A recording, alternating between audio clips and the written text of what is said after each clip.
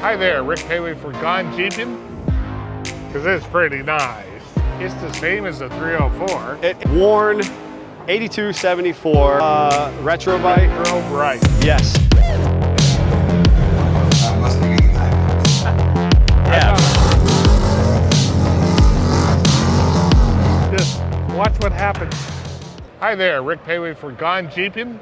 I'm here with Neil Simpson from Simpson Family Jeeps in Ohio. In Ohio. And they do two things. They make really fancy, nice new JK type Jeeps, and they restore old Jeeps. And not just restore, they also drive my kind of Jeeps. Yeah. Decrepit, barely running, but really cool Jeeps, right? That's right. So I met them 15 years ago in Bantam. Bantam Jeep Heritage Festival.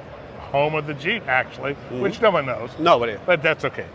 It's a great piece of history. But needless to say, follow them along, and this is his latest build for a customer. Yes. Out of his shop, which is a 78 CJ-5. Yes, 78 CJ-5. Okay, so tell us a little bit about it. Affectionately called not a restoration, but the name is also Swamp Donkey. Swamp Donkey. Swamp Donkey. Okay.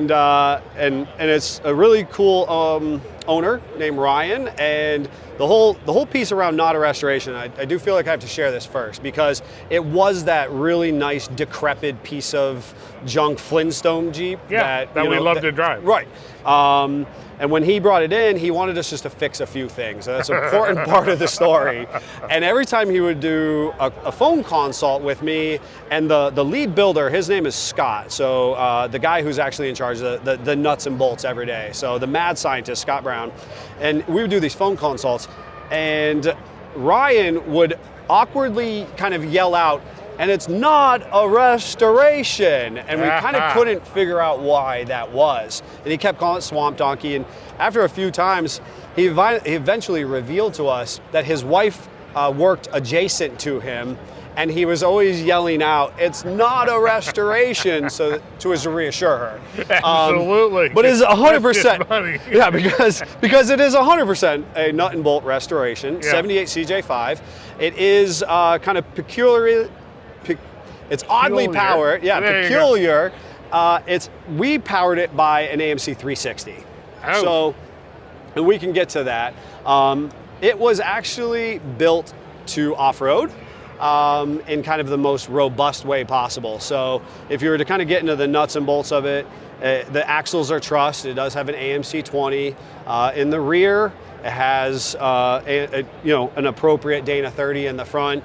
Disc brake conversions, aftermarket disc brakes at all four corners. It is geared, it is locked. It was built to go the distance. That was before the paint was laid down, though. Because it's pretty nice. Yeah, it is very nice. So how about if we look at this fancy 360? Yeah. Which, as most Jeep people know, it's the same as the 304. It is. And you can tell the paint's still fresh when you have to protect the windshield. That's right. That's right. Okay, so here we have it. As far as it came in with the 304, it was tired, it was leaking. This was Scott, our lead builder on the project. This was actually, he hoards AMC V8s. He keeps them. The story good just business to have. It's a good problem to have, and it absolutely is beautiful. It's outfitted with some of the latest and greatest, fresh air in and exhaust out options. But the big piece is we like to call a lot of our projects wolves in sheep's clothing, because you'll notice this is actually fully fuel injected, Holley Sniper. It utilizes all the Holley components as far as ignition and timing adjustment. We have their Hyperspark, we have their distributor, we even have their fuel sending unit, which, if you know, with CJs is always a problem of making sure that your temp and fuel gauge work appropriately. That's a good thing. That's the big thing with this particular Jeep, is you can authentically drive it on the highway at speed. It sounds good, it works well, fuel injection starts no matter what. It's almost too nice for us as far as reliability and functionality. Nothing to fix. Right. Well, There's always something, don't get me wrong. But so this was an original V8 Jeep, though? This was an original V8 Jeep. And while we're Kind of winch looking, is the worn 8274. It is the S. It is, for people who are familiar with me, I am an 8274 aficionado. I hang out in all the social groups. I collect all the derelict parts and pieces.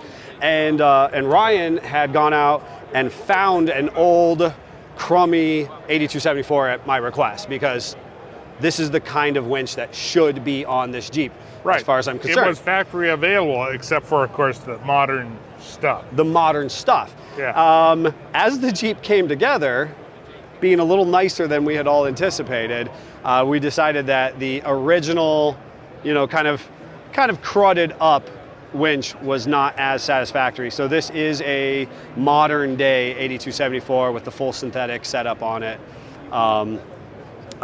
He sold me his old one, so it worked out for both of us. These are interesting headlights, aren't they? These are the Holley Retro Brights. Yes. These are some of the best lights I've ever installed, because they come in different colors. They come in different colors. We have the yellow. You have the kind of the hyper white for the super vintage look. Yeah. And then they have a kind of a less hyper white. Right. And so, yeah, we use these, and they're an LED sealed beam technology, which we love. Yep. No, it is an authentic Renegade package Jeep. So as far as the interior, based on being a Renegade, it has the appropriate tack and clock. We also, that's rare. It is, right? We actually use Speed Hut gauges. So again, they're digital gauges, digitally controlled, but they're meant to look kind of period correct as far as the artwork and numbering and sweep is concerned. This is a digital radio, which is meant to be, kind of a retro radio in there. Yeah, that was a gem. Let's be honest. This to find a tan, wow. It is, that's original. We actually, Ryan likes to find things like odd on the internet, and he found that. Yep. Had it shipped in to us. Just because tan, there was a time where tan was not desirable. I don't know if you were black. Everybody ripped tan out to throw black in, and now tan is hot. To me, that would be a T150. Yes, 3-speed. Dana 20 transfer case, and a tilt column. The tilt column was something we added to the process. Yeah, but it's a Jeep tilt column. It is. So again, credit to kind of our team and the parts we hoard. We were able to do that. Let's take a look at that rear axle. Because you said the rear axle is a 20. Yeah, it should be an AMC 20. Correct for this year. It is correct. It is trussed. It is one-piece axle shafts by Crown Automotive. Top truss. Yep, top truss, fully gone through. While we're down here, or in general, the suspension is Old Man Emu and a Fox combination. It's actually kind of a signature suspension that we make, pulling parts and pieces together from a number of different manufacturers. And it's actually, you'll like this, it's actually 2.5-inch leaf springs in the front as well. So we upgrade the suspension to basically a YJ suspension, kind of give it best ride quality. And like I said, we've kind of fine-tuned as far as what shocks and what springs to make it work. It's a factory tire carrier. Yes. Sort of. Because the factory never had beautiful Heim joints. And I bet you it actually swings out nicely. And this part here that no one knows what it is, see this? Funny looking bracket? We may find out. Watch what happens. Keep it going. Keep it going. Keep it going. Oh! So this is our house design. We actually integrated a original CJ tire carrier, so we gave it the look of originality. Kind of the bracketry that you see, mounted to the body. Yeah, you're going to want to see that probably. And then we wanted to make sure that it was robust for off-roading, and so that's why you get the Heim rod ends with the beefy brackets. And backing brackets. And backing brackets so the body doesn't deform and pull through the hardware in the process. This one was just a labor of love.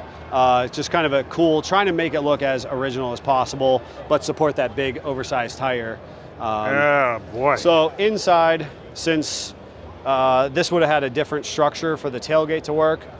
Actually, yeah. So if you were to look in at the latches, again, it's a little bit of a house design where we push on it and they are strapped down there. And that way, all of the hardware is hidden in the process. Likewise, just kind of. That's really nice. Now, here's what's really interesting. And you know it, and I know it. What's the right embossed, or wrong with that Jeep font? The embossed Jeep font. So, not necessarily correct for a 78 CJ-5. No, but it is the one that actually says Jeep, because this would have been blank. Exactly. Right. So, and we wanted it to say Jeep. Again, we actually had a couple iterations. This project grew. It wasn't going to have the tailgate on it at one point. So it's going to be a Renegade solid back? Correct. Yeah.